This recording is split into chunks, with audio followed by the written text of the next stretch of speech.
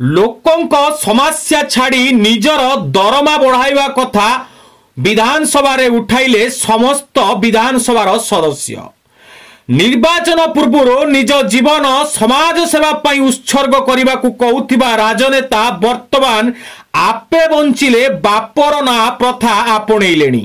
भारतर प्रवाद पुरुष अब्दुल कलाम निज जीवन सर्वस्व रोजगार देशर गरीब मानक पाई दान करथिले। हेले वर्तमान विधायक मंत्री माने जनतांक कथा बुझीबा छाड़ी निज दरमा प्रसंग को विधानसभा रे गुरुत्व दउचंदी।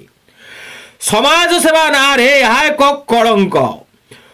मने होची भविष्य रे राजनीति को आसवाकू युवपीढ़ी मानक पई यह एक कुशिक्षा।